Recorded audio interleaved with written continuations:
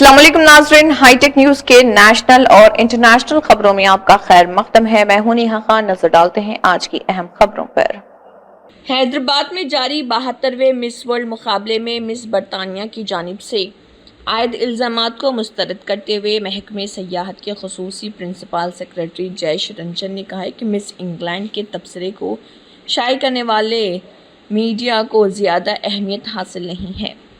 इसके बावजूद हमने मुकाबले में शरीक हसीनाओं से बात की ताकि हकीकत मालूम की जा सके और हमें बताया गया कि तमाम उम्मीदवार मिस वर्ल्ड के इंतज़ामात से मुतमईन हैं। उन्होंने कहा है कि मिस इंग्लैंड मेला मैगी को मुबैना तौर पर हिरासत किए जाने के इल्ज़ामात की तहक़ीक़ात में ऐसे किसी इल्ज़ाम का कोई सबूत नहीं मिला। वाज़ेह रहे कि 24 साला मेला मैगी ने इस मुकाबले से दस्तबरदारी अख्तियार करके आलमी मीडिया की तवज्जो हासिल की थी। उन्होंने मुकाबले से अलहदा होने की वजह ज़ाती और अखलाक़ी ख़दशात बताई थी और दावा किया था कि उन्हें तेलंगाना में हिरासत किया गया। मेला मैगी हैदराबाद पहुंची थी लेकिन 16 मई को मुकाबले से दस्तबरदार होकर वापस बरतानिया चली गई। बरतानवी रिपोर्ट में दावा किया गया कि शिरका से कहा गया कि वो दरमियानी उम्र के मर्दों के साथ मेलजोल रखें ताकि उनकी माली मदद के लिए इजहार तशक्कुर किया जा सके। इस मामले की रियासती हुकूमत की जानिब से जांच की गई और कहा गया कि ये इल्ज़ामात सरासर झूठे हैं। हिंदुस्तानी क्रिकेट टीम के फील्डिंग कोच टी दिलीप ने यकीन जाहिर किया है कि आइंदा माह इंग्लैंड में होने वाली टेस्ट सीरीज़ में टीम इंडिया शानदार खेल पेश करेगी। उन्होंने तिरुपति के मशहूर मंदिर में दर्शन किए। इस मौके पर उन्होंने मीडिया से बात करते हुए टीम इंडिया की तैयारियों पर इत्मीनान जाहिर किया और कहा कि खिलाड़ी मुकम्मल तवज्जो और मेहनत के साथ मैदान में उतरेंगे। वाज़ेह रहे कि इंग्लैंड के खिलाफ टेस्ट सीरीज़ टीम इंडिया के लिए एक अहम चैलेंज मानी जा रही है और कोचिंग स्टाफ को अपनी टीम से काफ़ी उम्मीदें वाबस्ता हैं। हिंदुस्तान ने मजमूई घरेलू पैदावार जीडीपी के मामले में जापान को पीछे छोड़ते हुए दुनिया की चौथी सबसे बड़ी मईशत बनने से सरमायाकारों के एतमाद मजबूत होने की बदौलत हुई चौतरफा खरीदार के सबब शेयर बाजार ने ऊंची छलांग लगाई।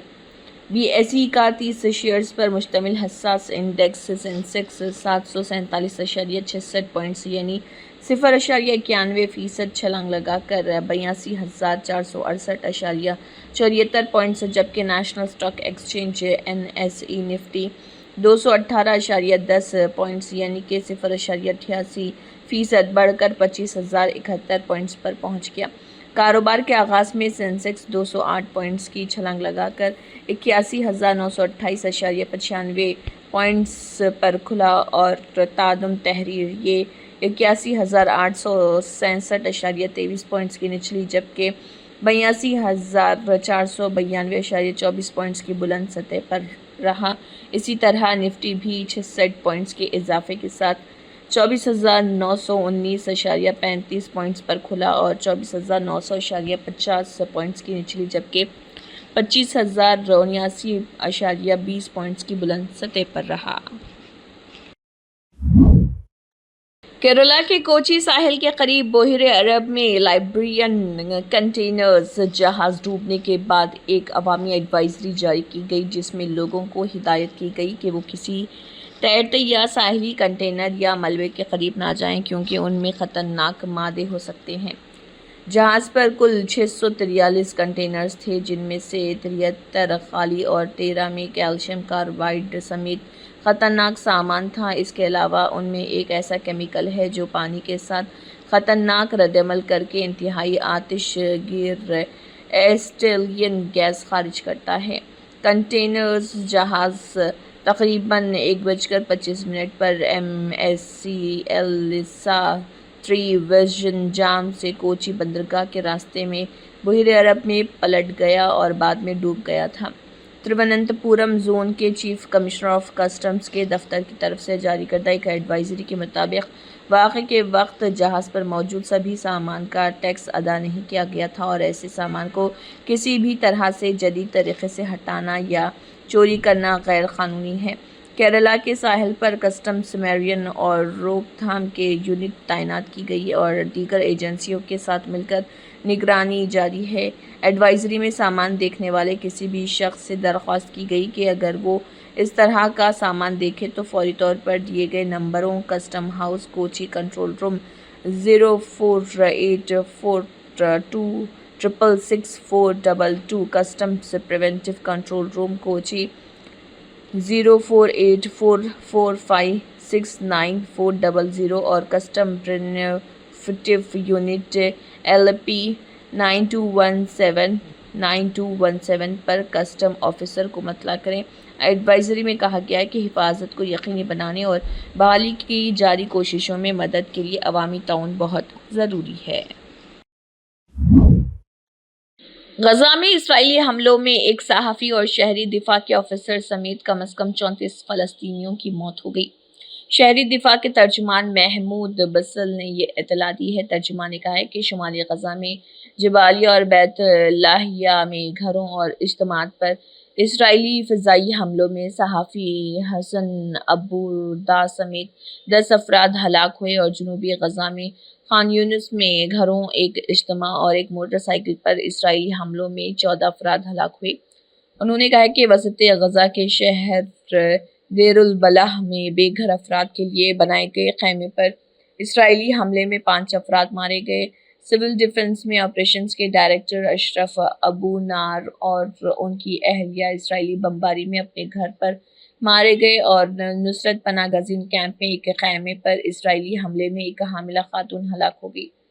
مسٹر بسل نے کہا کہ غزہ شہر کے شمال میں الکرامہ پڑوس میں فلسطینیوں کے ایک اجتماع کو نشانہ بنا کر ایک اسرائیلی ڈرون نے ایک شخص کو قتل کر دیا اور شہر کے مغرب میں تل الہوا پڑوس میں ایک گاڑی پر اسرائیلی حملے میں دوسرا شخص مارا گیا۔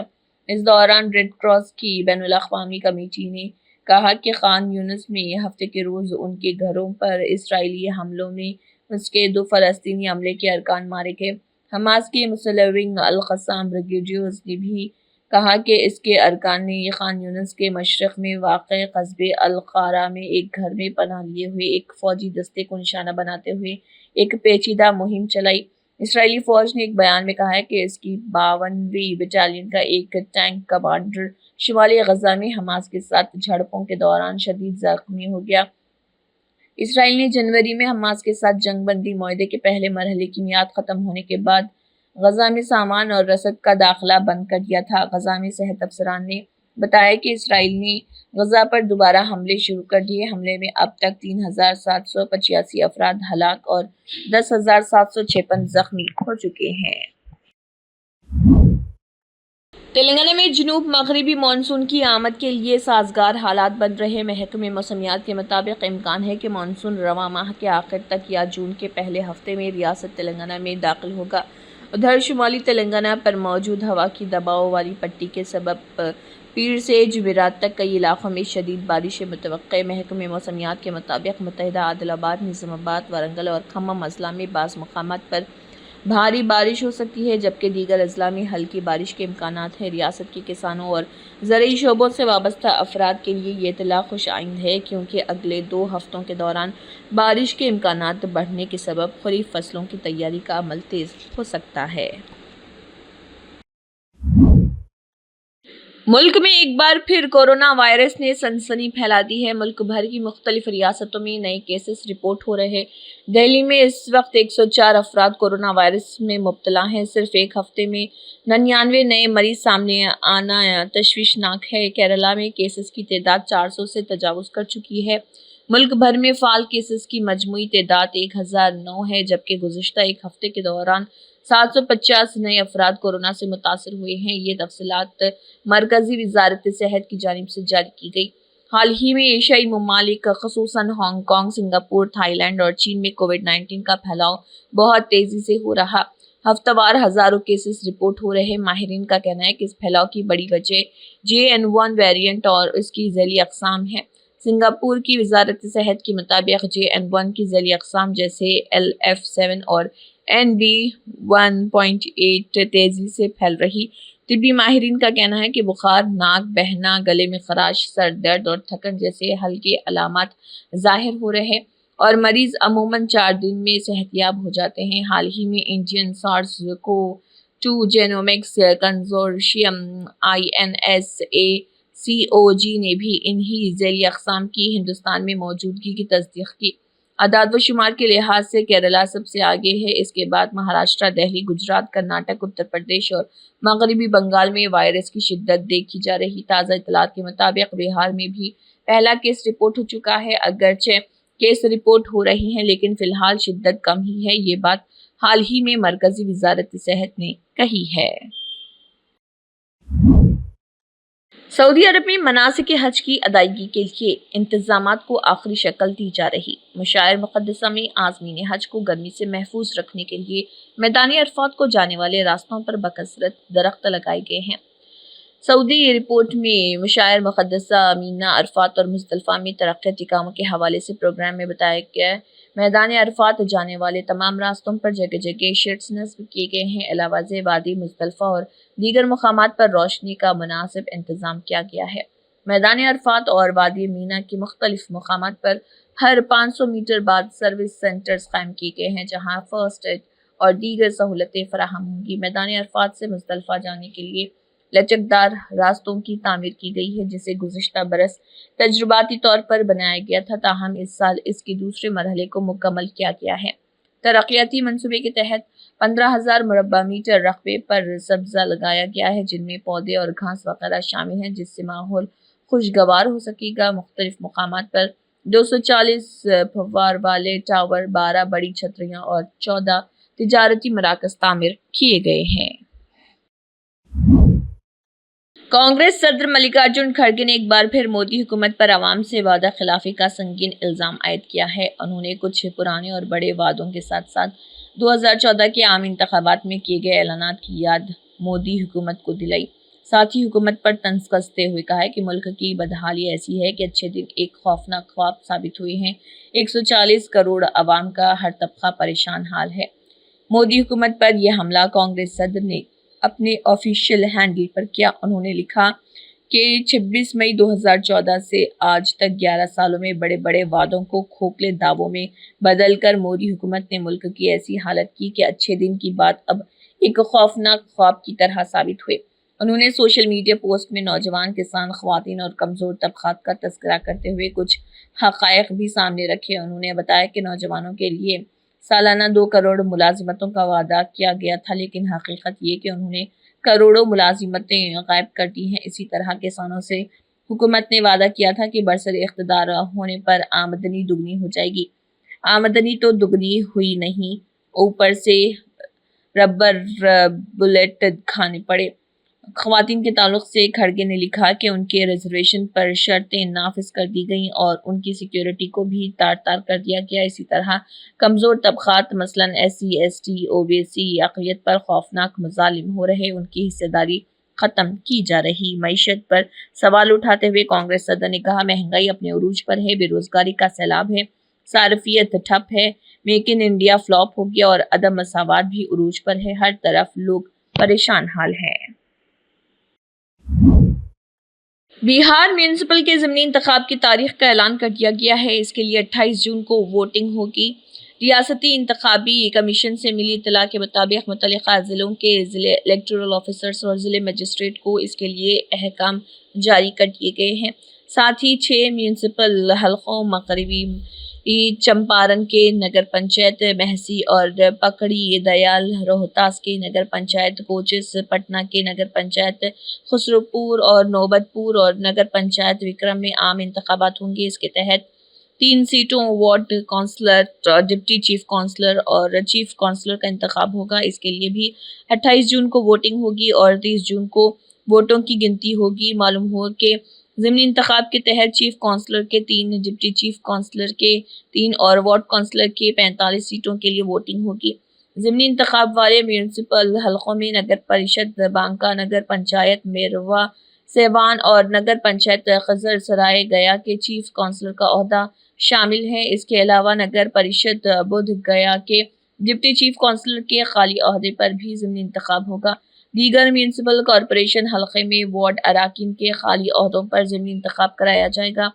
شہری بلدیہ میں عام انتخاب اور ضمنی انتخاب کو لے کر ووٹروں کی فہرست کی آخری اشاعت ہو چکی ہے، جس کے بعد ضمنی انتخاب کا پروگرام جاری کیا گیا ہے۔ واضح ہے کہ بہار میں 19 میونسپل کارپوریشن ہیں، جس میں پٹنہ، مظفر پور، بھاگلپور، بہار شریف، چھپرا، دربھنگہ، گیا، آرا، بیگوسرائے، کٹیہار، مونگیر، پورنیہ، سہسرا، سمستی پورم اور موتیہاری، سیتامڑھی، مدھوبنی اور سہرسہ شامل ہیں۔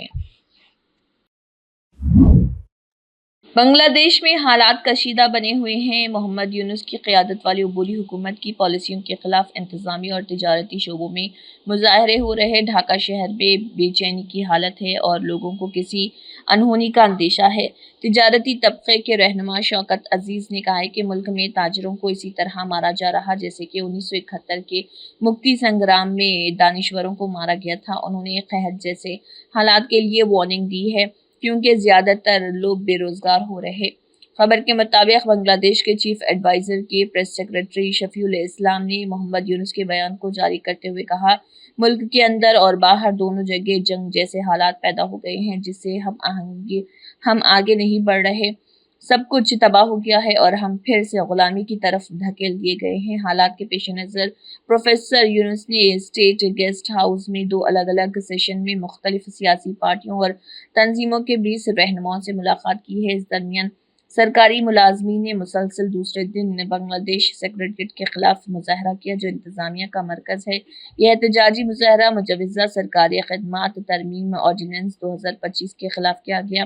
مظاہرین اسے واپس لینے کا مطالبہ کر رہے ہیں۔ انہوں نے اسے سیاہ قانون بتایا جس سے افسروں کے لیے تعزیری کارروائی کرنا اور سرکاری ملازمین کو برخاست کرنا آسان ہو گیا ہے۔ ہندوستان نے دہشت گردی کے خلاف اپنا رخ واضح کر دیا ہے۔ یہی وجہ ہے کہ زیرو ٹالرنس کی پالیسی اپناتے ہوئے عالمی منچ پر پاکستان کو منہ توڑ جواب دیا جا رہا۔ آپریشن سندور کے بعد ہندوستان نے پاکستان کو بے نقاب کرنے کے لیے 7 کل جماعتی نمائندہ وفد کی تشکیل کی ہے جو دنیا بھر کے 33 ملکوں میں جا کر پاکستان کے دہشت گردی معاملے پر اصلی چہرے کو سامنے لا رہا۔ اسی سلسلے میں بیجنت پانڈا کی قیادت میں ایک نمائندہ وفد بحرین پہنچا جس میں جموں کشمیر کے سابق وزیر اعلیٰ اور ڈیموکریٹک پروگریسو آزاد پارٹی کے سربراہ غلام نبی آزاد بھی ہیں۔ انہوں نے پاکستان پر بولتے ہوئے کہا ہے کہ دہشت گردی اور ترقی کبھی ایک ساتھ نہیں چل سکتی۔ غلام نبی آزاد نے کہا، ہم ہندوستان میں الگ الگ سیاسی جماعتوں سے جڑے ہو سکتے ہیں لیکن ہم یہاں ایک ہندوستانی کے طور پر آئے ہیں۔ مذہب کی بنیاد پر پاکستان کی تشکیل کی گئی تھی، حالانکہ مشرقی پاکستان اب بنگلہ دیش اور مغربی پاکستان ایک ساتھ نہیں رہ سکے۔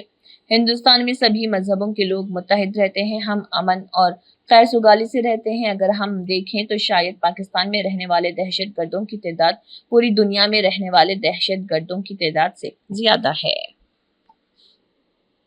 میرے خیال میں ان 2 دنوں میں ہماری کبھی بھی اتنی بیک ٹو بیک میٹنگیں نہیں ہوئی، لیڈرز سے بھی اور تھنک ٹینک سے بھی اور دوسری آرگنائزیشن جو سوشل آرگنائزیشن یہاں کی، تو ایک چیز دیکھ کر سب سے پہلے تو خوشی ہوئی کہ یہ منی بھارت جیسا لگ رہا۔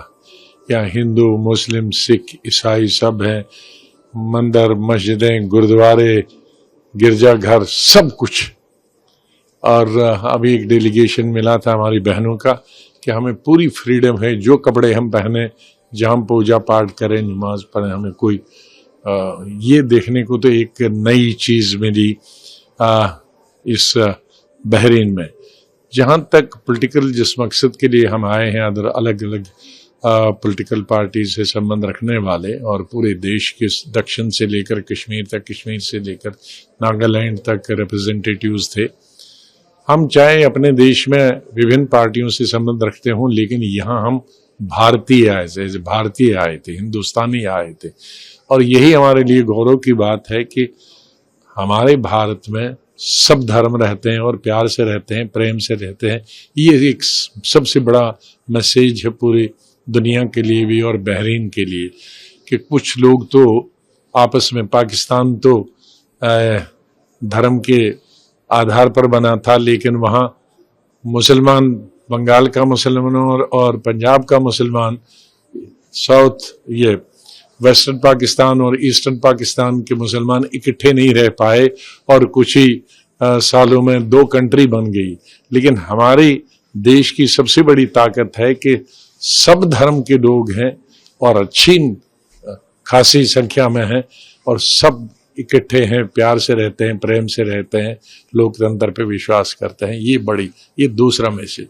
और तीसरा मैसेज है कि हम आज से नहीं, जब हम लोग पैदा भी नहीं हुए, 1947 से पाकिस्तान कुछ न कुछ कुछ हिस्से पे नजर रखता है। पीओके जो है उन्होंने 47 पे दिया, उन्होंने आक्रमण किया, हमने आक्रमण नहीं किया, उन्होंने आक्रमण किया। उसके बाद 65 में 3 जगह एट ए टाइम आक्रमण क्या, कच्छ पे किया, श्रीनगर पे किया, अखनूर जम्मू पे किया, एट ए टाइम, एक के बाद एक महीने के बाद 3 जगह। लेकिन मुंह की खानी पड़ी। 71 में तो बंटवारा ही हो गया उसका, फिर 99 में हुआ और उसके बाद अभी ये हुआ।